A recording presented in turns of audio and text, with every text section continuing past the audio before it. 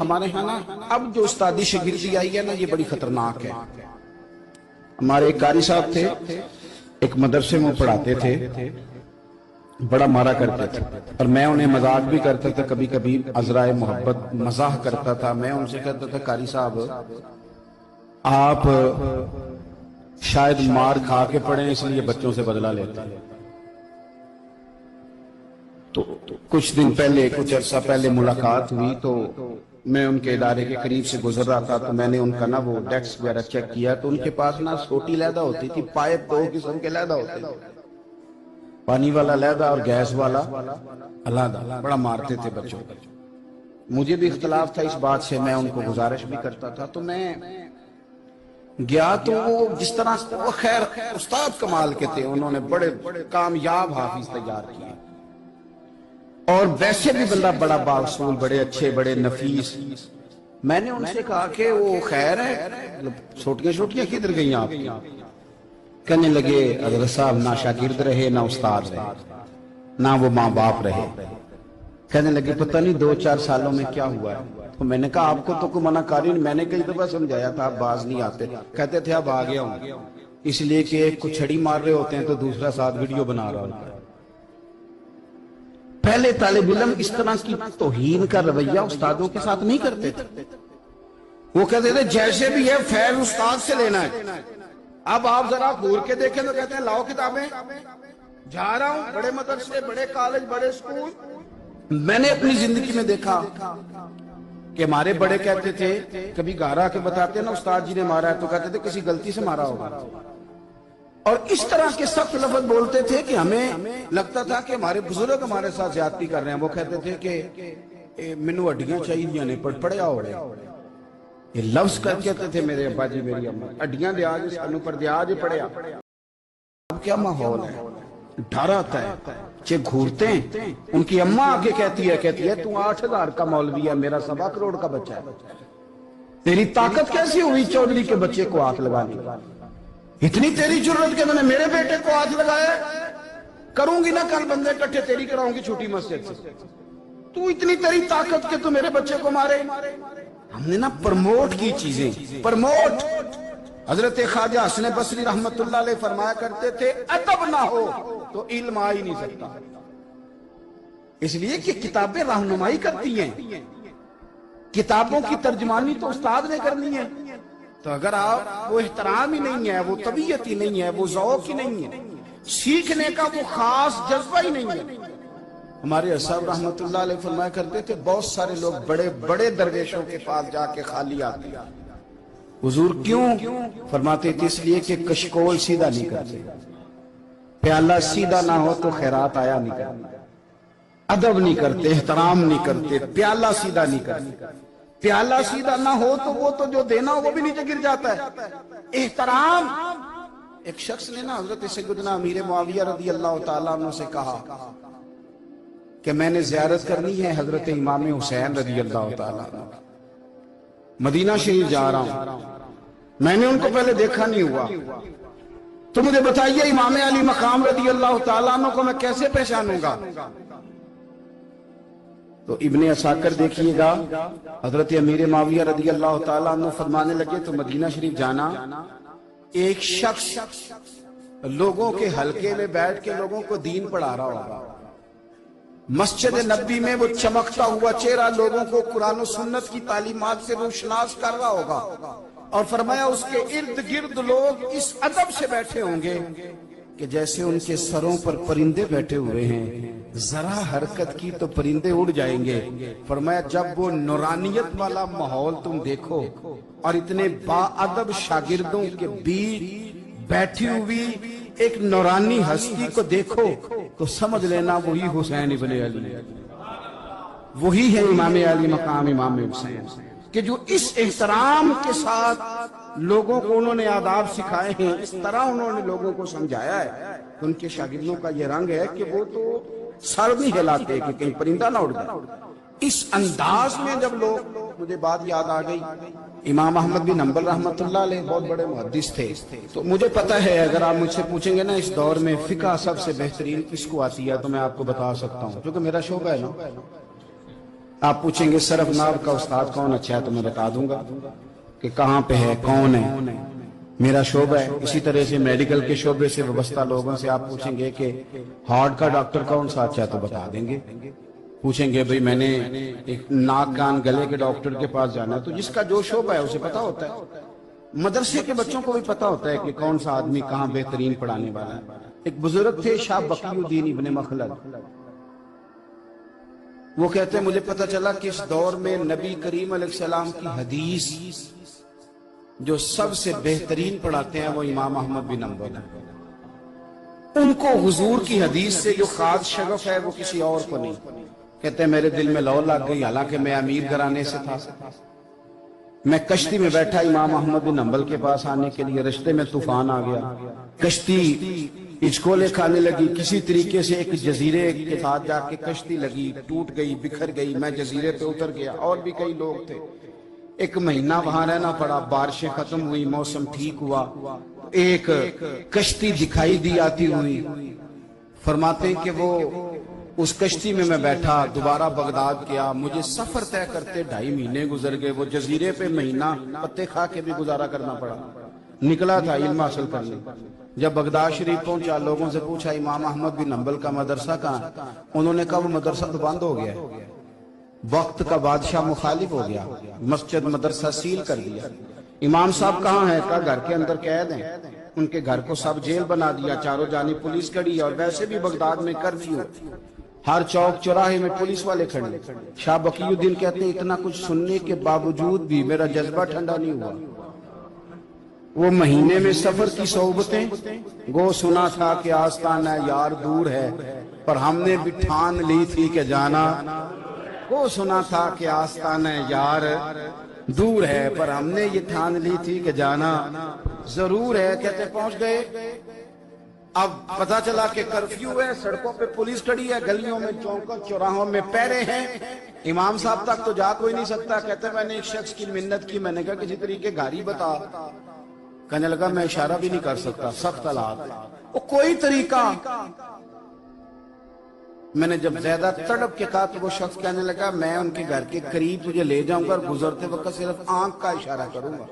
کہتے میں نے کہا یہ بھی ٹھیک ہے۔ ان کے گھر کے تیری تلاش میں پھرے نا ہم، جنگل پہاڑ اور دشت۔ ان کے دروازے کے قریب اس نے اشارہ کیا۔ شاہ بقی الدین کہتے ہیں کہ میں گھر دے کے آ گیا واپس۔ اب میں سوچنے لگا کہ کیسے امام صاحب تک پہنچنا ہے۔ بڑی تجویزیں سوچیں، بڑی تجویزیں، کام والا بن جاؤں، پھیری لگانے لگ جاؤں۔ پھر سوچا کہ اگر میں کچھ بیچوں گا ریڑھی پہ رکھ کے تو کوئی خریدنے نکلے گا، کوئی نہیں نکلے گا، کس طرح کروں، کیا کروں، بڑی سوچیں۔ بالآخر میں نے طے کیا، اللہ اکبر، میں نے نہ کپڑے پھاڑ لیے، امامہ اتار دیا۔ فرماتے ہیں کہ ایک پیالہ مٹی کا خرید کے گلے میں رسی سے باندھ لیا، اور امام احمد بن حنبل کی 3 گلیوں پیچھے میں نے دروازہ دروازہ صدا لگانی شروع کی، فقیر ہوں، اللہ کے نام پہ لینے آیا ہوں۔ کہتے ہیں ایک ایک دینار مانگتے مانگتے مانگتے مانگتے آزم یار منون دی خاطر اساں کی پیش بٹائے۔ کہتے ہیں مانگتے مانگتے نا میں امام احمد بن حنبل کے دروازے تک آیا۔ امیر گھر کا بچہ تھا، بڑے پیسے جیب میں ہوتے تھے۔ امام کے دروازے پہ صدا لگائی، کوئی ہے اللہ کے نام پہ دینے والا؟ کہتے ہیں وہ نور بھرا دروازہ کھلا، ایک گورے مکھڑے والا، سفید داڑھی والا، سونے امامے والا، چمکدار آنکھیں، نورانی شباہت۔ کہتے امام احمد بن حنبل باہر آئے، اور جیسے ایک دینار میرے پیالے میں ڈالنے لگے تو میں نے ہاتھ چوم کے کہا سونیا تیرے قربان جاؤں، میں دینار لینے نہیں آیا، محمد عربی کی حدیثیں سننے آیا۔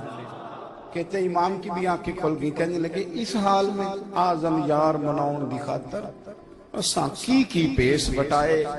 کہ حضور کیا کرتا، یہی ایک طریقہ رہ گیا تھا، میں تو کہاں سے چلا ہوں، کہاں پہنچا ہوں، کیا کروں؟ امام صاحب فرمانے لگے پھر میں بھی بڑے دنوں سے پریشان تھا، کوئی سیکھنے والا نہیں ملا، تو مل گیا۔ کہنے لگا حضور میں روز آ جاؤں فقیر بن کے، آپ جتنا چاہیں 2 4 5 منٹ میں مجھے حدیثیں سنا دیں، میں اگلے دن یاد کر آیا کروں۔ کہتے 2 سال لگ گئے، شاگرد کہاں ملیں گے ایسے، کہاں مرید ملیں گے؟ گزر گیا دور۔ کہتے ہیں کہ میں نہ ہر روز فقیر بن کے جاتا، 3 گلیاں پیچھے مانگنا شروع کرتا، کوئی شک نہ کرے۔ 2 سال دروازے پہ جاتا، آگے پیالہ کرتا، امام ایک دینار ڈالتے اور مصطفیٰ کی حدیثیں سناتے۔ کہتے ہیں حالات بدل گئے، 2 سال کے بعد حکومت بدل گئی، امام کا مدرسہ بحال ہو گیا، رش ہو گیا۔ بادشاہ بڑا عقیدت مند تھا، جو نیا آیا اس نے بڑا کر کے ادارہ بنا کے دیا۔ جس دن میں گیا تو رش لگا ہوا تھا۔ کہتے ہیں حالات بدلے تو ہم نے بھی کپڑے بدلے، ہم نے بھی کپڑے بدلے، ہم نے بھی دوبارہ سے دستار باندھی۔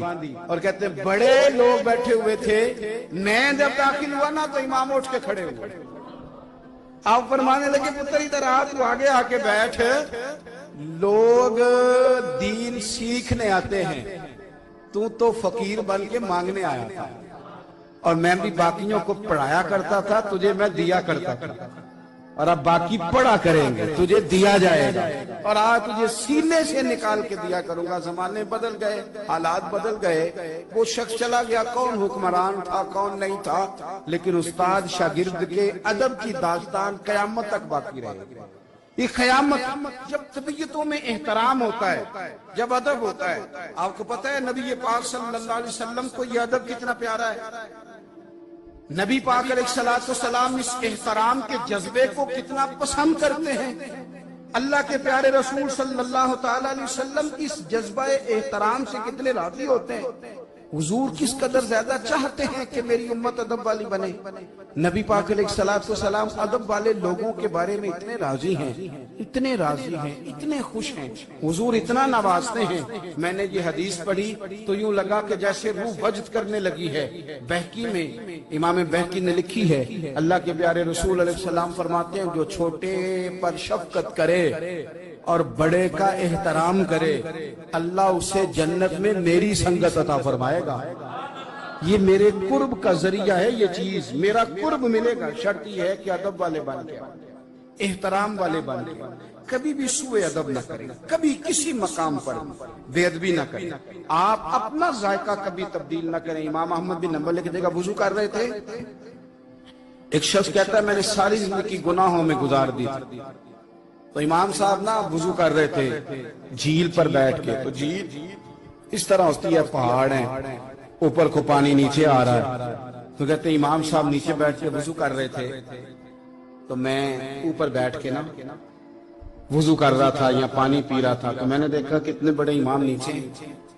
کہتے ہیں میں نا میرے دل میں خیال ہے یار میں ساری زندگی غلط کاموں میں گزاری ہے، پر جو بھی ہے یہ رسول اللہ کے دین کے عالی ہے۔ کہتے ہیں وہ حضور کے دین کی عزت کرنے کے لیے میں اوپر سے اٹھا، آ کے نا تو میں تھوڑا پیچھے جا کے نیچے بیٹھ گیا، جو میری حاجت تھی، پانی پینا تھا یا منہ دھونا تھا، میں وہ کرنے لگا۔ کہتے ہیں امام صاحب نے بھی یوں نظر میری طرف دیکھی، پتہ نہیں انہوں نے کیا دعا دی کہ رب نے مجھے توبہ کی توفیق عطا فرما۔ میں اللہ کے فضل سے اللہ نے میرا دل موڑ دیا، اور میں رب کریم کی بارگاہ کی جانب میری توجہ ہو گئی۔ خدا نے مجھے اس ادب کی برکت سے اپنی بارگاہ کی طرف اللہ تبارک و تعالیٰ نے مجھے موڑ لیا۔ بے ادبی تو بندے کو کفر تک لے جاتی ہے، بے ادبی تو کفر تک لے جاتی ہے۔ اگر بندہ بے ادب ہوتا ہوتا اللہ رسول کی بے ادبی تک پہنچ جائے تو دور نکل گیا، لیکن یہاں باقاعدہ بے ادبی کو پروموٹ کیا جا رہا ہے۔ کبھی بھی بے ادب نہ بنے، ادب والے رہیں، ادب والے بن کے جئیں، ادب والے بن کے دنیا سے جائیں۔ وہ درویش نے کہا تھا کہ بے ادباں مقصود نہ حاصل، نہ درگاہ ٹوئی، بانج ادب دے محمد بخشا، توڑ نہیں چڑھیا کوئی۔ اس پر غور کرو، بس کر دو، نیند بڑی لمبی ہو گئی، اب اٹھو اس بیداری سے، اٹھو۔ جب قومیں نافرمانی کرتی ہیں تو ملک چھن جاتے ہیں، اور کافر باری باری کر کے باریاں لگا رہا ہے، باری باری تمہیں کئی دفعہ دھمکیاں دے چکا ہے، وہ تمہارا نمبر کئی دفعہ لگا چکا ہے۔ اب خواب غفلت سے اٹھ جاؤ، آگ پیروں تک آ گئی ہے، ایسا نہ ہو جلا ڈالے سارا کچھ۔ حضرت سیدنا ابو ذر غفاری رو کے فرمایا کرتے تھے جب تم نافرمانیاں کرو گے تو علاقے تمہارے ہاتھوں سے نکل جائیں گے۔ سو نکل گئے، نکل گئے۔ غوث اعظم کے بغداد پہ کئی دفعہ بم گرے، مولا علی شیر خدا کا شہر نجف کئی دفعہ بم کی نظر ہوا، امام علی مقام کے کربلا میں اب تک کئی دفعہ جنگیں ہو چکی، اس لیے کہ ہم نافرمانی کرتے ہیں، علاقے چھن۔ دوسری بات یہ کہ پھر ہمیں وہ طریقہ بھی نہیں آتا جس سے رب کو منایا جاتا ہے۔ آپ یقین کریں، مسلمان پہ ایک 5 وقت کی نماز ہے، وہ بھی بوجھ ہے۔ 2.5 گھنٹے کی تقریر اور 5 منٹ کی جماعت میں لوگ بھاگتے پھرتے، بڑا مشکل ہے۔ آج تک مسلمان ایک 5 وقتہ نماز پڑھنے کے لیے بہانے ڈھونڈ رہا ہے ابھی تک۔ تو وہ مسلمان کہاں سے آئیں گے جو رات کو رویا کرتے تھے، راتوں کو اٹھ کے روتے تھے تو سویرے اللہ کافر کے مقابلے میں اتنی مدد کرتا تھا کہ 10 مسلمان لاکھوں کو بھگا دیا کرتے تھے۔ اس لیے کہ مدد کس کی شامل ہوتی تھی؟ بول کے بتائیے، کون مدد کرتا تھا؟ کیونکہ دیکھیں نا، یہ ہمیں طریقہ بتایا نبی پاک نے۔ اللہ حضور سے راضی تھا کہ نہیں؟ یار اس پہ جلدی جلدی بولو، اللہ راضی تھا نا؟ تو بدر کی رات حضور کیا کرتے رہے ساری رات؟ جی ساتھ نہیں تھا اللہ؟ وہ تو وہاں سے فرما رہا ہے غار ثور سے، ان اللہ معنا، محبوب کہہ دے کہ اللہ تیرے ساتھ ہے۔ وہاں سے محبوب کہہ رہے ہیں اللہ ہمارے ساتھ ہے، وہاں سے اللہ ساتھ تھا، پر ساری رات بدر کی ساری رات۔ اور دعا کا رنگ کیا تھا؟ حضرت ابوبکر صدیق فرماتے ہیں حضور نے ہاتھ اٹھائے، اللہ یہ میرے 313 ہے، میں کل کمائی لے کے آ گیا، اے اللہ میری کل کمائی ہے، اگر یہ ہلاک ہو گئے تو قیامت تک کون تیری عبادت کرے گا، اے اللہ مدد فرما۔ اور حضور مناتے ہیں رب کو، کہتے ہیں یا اللہ تو نے وعدہ نہیں کیا تھا تو مدد کرے گا، یا اللہ تیرا وعدہ نہیں تھا تو کامیابی دے گا، یا اللہ تو نے ساری رات مناتے گزر گئی، ساری رات۔ صبح کا اجالا چمکا تو حضرت ابوبکر فرماتے اتنا لمبا سجدہ کیا، حضور سجدے میں تھے، میں دیکھتے دیکھتے تھک گیا، میں سجدے کی حالت میں ہی حضور پر لیٹ گیا، لپٹ گیا۔ میں نے کہا محبوبہ سر اٹھائیں، وہ دیکھیں اللہ نے مدد نازل فرما بھی دی ہے۔ اٹھائیے سر۔ حضور نے اللہ کو منایا، نبی پاک منایا کرتے تھے۔ ہم اب سجدوں میں بھی نہیں جاتے، اتنی سو گئی امت، سجدوں تقریروں سے انقلاب لانا چاہتے ہیں، ہم خالی نعروں سے انقلاب برپا کرنا چاہتے ہیں۔ لوگ جب روتے تھے، بوڑھے لوگ سجدوں میں، اور عالم فاضل صوفی کی تو کیا بات ہے نا، وہ تو اللہ کے نمائندے ہیں کہ جس کے صرف سفید بال ہو جائیں۔ میرے نبی پاک علیہ السلام نے فرمایا رب تو ان کی بڑی عزت کرتا ہے، ان کی بڑی۔ اور میرے نبی پاک نے فرمایا گناہگار مومن بھی جب دعا کے لیے ہاتھ اٹھاتا ہے تو اللہ فرماتا ہے فرشتوں اسے خالی نہ لوٹانا، مجھے شرم آتی ہے اسے خالی۔ پر تو اٹھاتا ہی نہیں، تو اسے مناتا ہی نہیں، تو کبھی لپٹا ہی نہیں، تو نے کبھی کہا ہی نہیں کہ یا اللہ آ میں تجھے لے جاؤں۔ حضرت سعد بن ابی وقاص کے پاس قادسیہ کی جنگ ہو رہی تھی، کافر بلا رہا تھا آؤ اگر کوئی ہے تو آؤ، آؤ مقابلے میں۔ حضرت سعد بن ابی وقاص نے گھوڑے دوڑا دیے، دشت تو دشت ہیں صحرا بھی نہ چھوڑے ہم نے، بحر ظلمات میں دوڑا دیے گھوڑے ہم نے۔